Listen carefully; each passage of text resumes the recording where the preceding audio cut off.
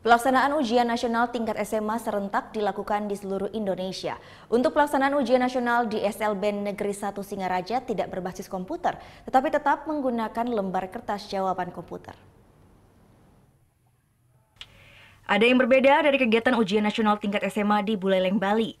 Meski mengikuti ujian nasional sama seperti siswa SMA yang lain, tetapi para siswa kebutuhan khusus ini tidak menggunakan materi berbasis komputer.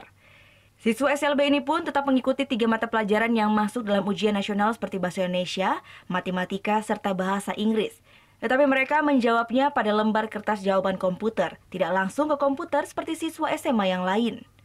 Pihak sekolah mengaku sudah jauh-jauh hari mempersiapkan siswanya dalam menghadapi ujian nasional ini, karena mereka sadar akan keterbatasan yang dimiliki oleh para siswa, sehingga perlu untuk dipersiapkan sejak awal.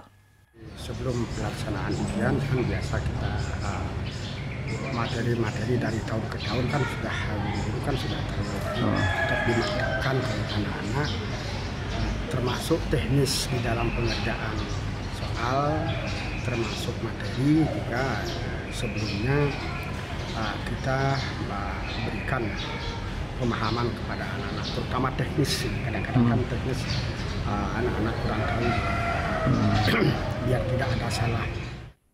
Untuk pelaksanaan ujian nasional di SLB Negeri 1 Singaraja ini diikuti oleh 5 orang siswa.